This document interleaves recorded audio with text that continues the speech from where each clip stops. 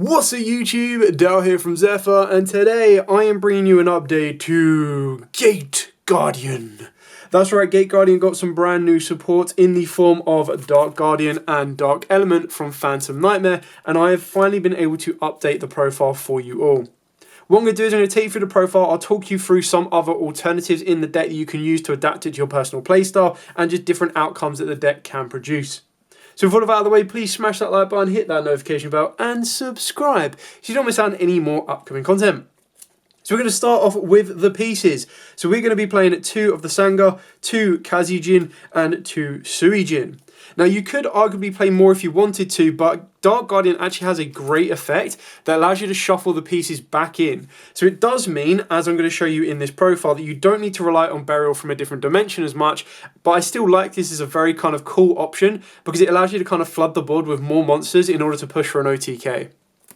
So 2 of all the pieces I think just works out perfectly fine. There are times where some people might want to be playing 1 Sangan, 1 Suijin. Kazijin is probably the easiest one to get to, but ultimately I still like the 2 and 2s on all of them. It just kind of gets the best balance. One card that I'm not playing in this particular build is Fusion Deployment, but that is purely because it's an alternative option to the Magician's Souls package if you don't have them yet. Hopefully Rarity Collection 2, we already know this is being reprinted. Hopefully that's going to be reprinted in it as well, so that is another alternative for you. But like I said, I'm going to take you through all of the different alternatives as we go through the profile, so you can kind of decide how you want to build it, whether you want to make it go second. Because of the introduction of Dark Guardian and Dark Element, it does make that a lot more possible. I know there are Horus versions running around. I've personally avoided that one because I still like the core element of what the Gate Guardian deck can do. Your main normal summon of the deck is of course going to be the triple Labyrinth heavy tank. So this one allows you to put your Sangan, Kazijin or Suijin into the spell and trap zone, which is ideally where you want it. So the heavy tank is the best one for it, and it can be normal summoned, but you halve its attack.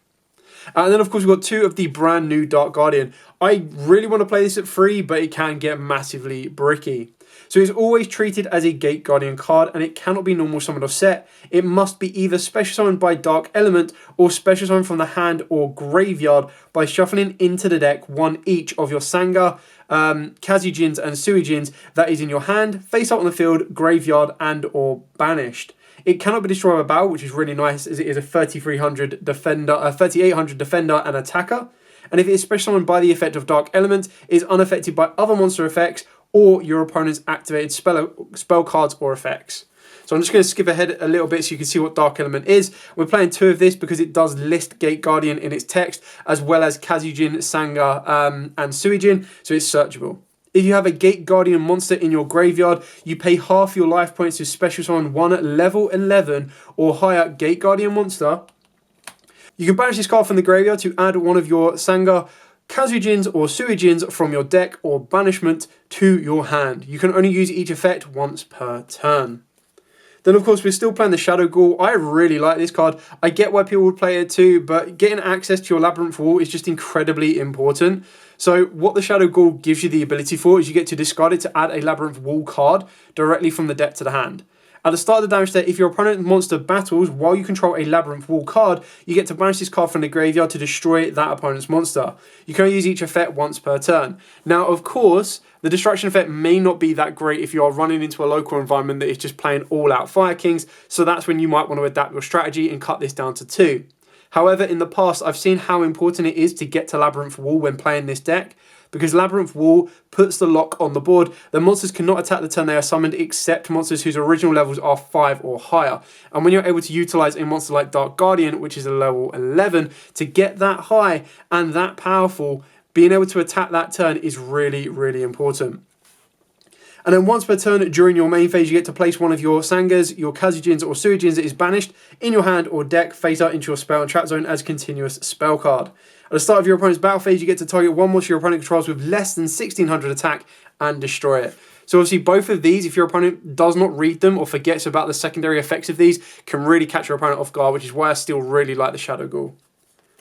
We're then playing 2 double attack Wind and Thunder. So again, if you control a Gate Guardian monster, target 1 card on the field, destroy it. During the main phase, you get to banish it from the graveyard to add 1 of your banished Sangas, Kazijins or Suijins, or it is in your deck to your hand. So great searchability, very, very useful.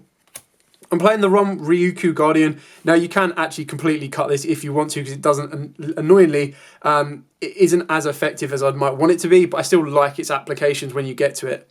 So if your life points are lower than your opponent's, you get to target one monster you control with Gate Guardian in its original name, halve your opponent's life points, and then that monster gains attack equal to your opponent's life points. You can banish this card from the graveyard to add one of your Sangas, your Kazujins or Suijins, banished or in your deck, to your hand. Now, the reason that this is still very applicable is because you're able to halve your life points quite easily through Dark Element now, which is really, really kind of cool. So I kind of like the idea that you can just push in for a swift OTK when you're combining the Ryukyu Guardian plus your Dark Guardian as well. But ultimately, it's not needed. You can cut it down if you want to. You could cut down double attack, Wind and Thunder if you wanted to as well. But I still quite like it at 2. But they're just some of your flex spots.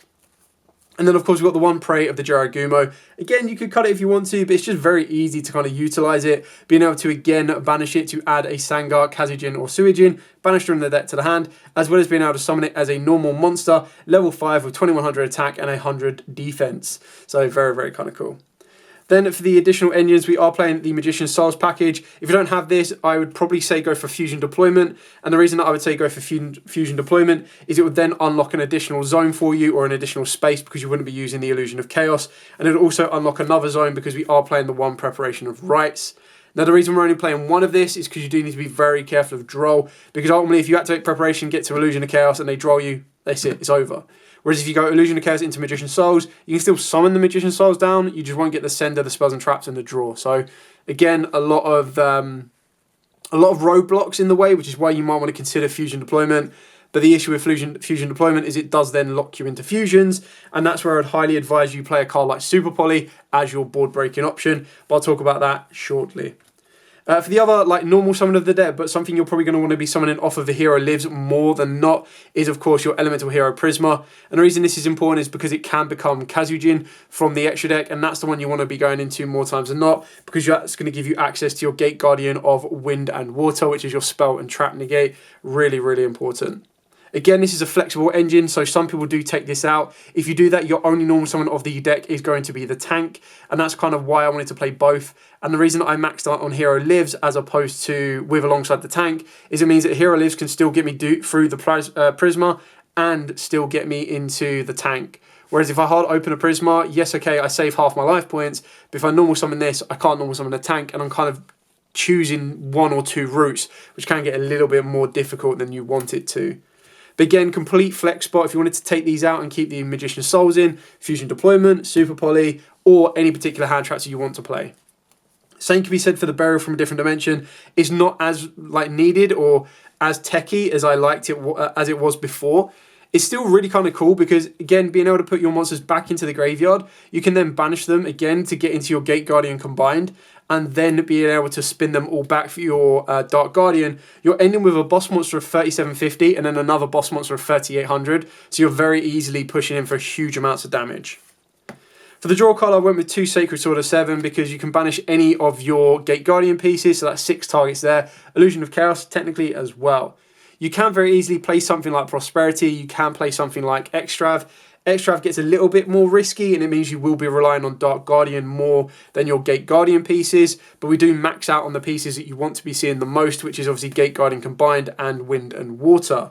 So it really is up to you what draw card you want to use in this space here. Prosperity is good, but when you're already halving your own life points to push for attack damage, you kind of want to be activating that turn 0 to set up a defensive play and then go for an OTK the next turn. So either or really comes down to personal preference. And then Call by the Grave to deal with Drolls, Ashes, and all of those that might cause you issues. So as you see, this is a 38 card deck, and the reason I'm showing you 38 cards rather than a full 40 is that I wanted to show you the other kind of cards that I mentioned in the form of stuff like Pot of Prosperity, Fusion Deployment, Infinite Impermanence, Ash Blossoms, Veilers. It really depends if you want to go to a hand trap heavy environment, if you want to go for a control environment, a consistency environment, or personally what I'd be putting in these spaces here would be 3 Super Polys, just because that gives you the best ability to go first, set it, and basically set up some form of interaction with your opponent. Go second, break an opponent's board, or just ultimately help you extend your board for an OTK. So you're kind of covering all the bases where you need to, but this is only going to be relevant if the environment you're taking it to is affected by all of the Super Poly targets that you can play.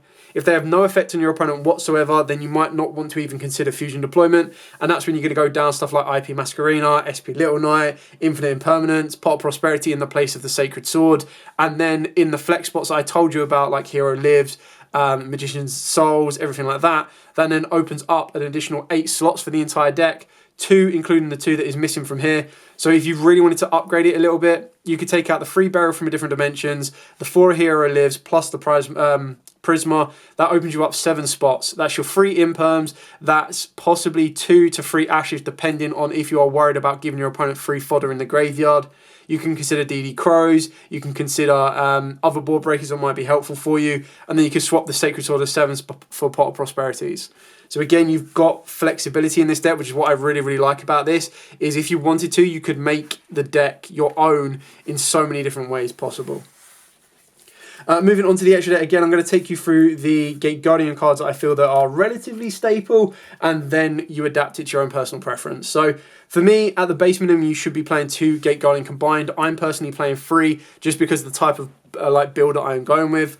This one is probably the easiest one to make, because it can be special summoned by banishing the above cards from your hand, field, and or graveyard, whereas all of the others, really annoyingly, can only be summoned by banish them that you control. I really wish these could have been by banishing from the graveyard. It would have just made them so much better. But obviously in the particular build that I've got 3 combined and 3 wind and water. Arguably you could play a 2 and a 2, but I quite like the 3 and the 3. These are the ones I want to go into the most. You could very easily play 1 wind and thunder and 1 thunder and wind if you want to. Thunder and water, and then thunder and wind if you want to. I quite like playing 2 just because I want to focus more on the Gate Guardians, but you can very easily take these out. And then the flex spots then open up because you're only really playing anywhere from 6 to 8 copies in this one. It then opens you up to being able to play an additional 7. And the additional 7 cards you could be looking into will be your Super Poly targets in the form of stuff like Starving Venom, Garura, Mud Dragon. Your staple cards in the form of IP and SP if you have access to them. If you don't, then of course you just go boom, boom. And then you can play other stuff like Typhon. You could play Zeus if you want to, but you're not really going into many XYZs. You can also be playing stuff like Link Karibo, or more kind of themed to the current format is playing Relinquish Anima, because your opponent is constantly, or like some players have put in monsters in the extra monsters, in the zones in front of the extra monster zone, and when they forget about it or don't expect you to play Relinquish Anima, you just go Magician's Souls, turn that into Relinquish Anima, steal it, and then you can start linking up, and that's when you could start playing Dark the Dark Charmer if you wanted to. It really is up to you. You just have so much flex spot that if you wanted to minimize your extra deck, like I said, if you wanted to minimize the Gate Guardian involvement, then this is what I'd go for. But personally for me, because I really enjoy the deck and the way that I play it in like a, not a pure-esque way, but just focusing around these cards more than not, I quite like playing this ratio. But if people said to me, I only play 2-2 and 1-1, I'd be like, yeah, cool, completely fine. Like, no issues with that. Now, if you said to me, oh, I only play a 1-1-1, and you weren't playing the Horus engine, I'd be like, you're crazy. Like, why would you not want to play multiples of these 2 at least? Like, they just get you so much. They are your ideal defensive card, your ideal aggressive card, and it's just very difficult for your opponent to out. The fact that this floats into this, really causes some issues. Anyway, that is it for the entire profile. Like I said, I do like the way that this deck's gone. I love the 2 new cards. I think being able to get access to an insanely powerful boss monster while recycling your resource, and then just more direct access to spawn out some of your bigger boss monsters is really cool. Yes, it does cost you half your life points, but if you're ideally pushing for an OTK, or you're going to be focusing more on the Ryuku Guardian, you're actually able to abuse that to its max potential and get the best outcome you could possibly get.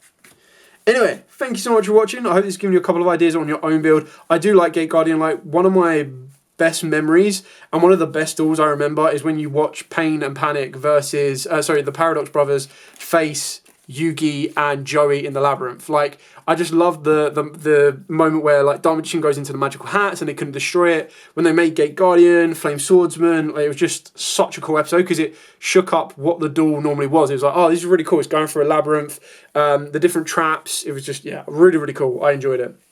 Anyway, profile done and dusted. Any questions at all, by all means, please put them in the comments down below. I will be more than happy to answer them for you.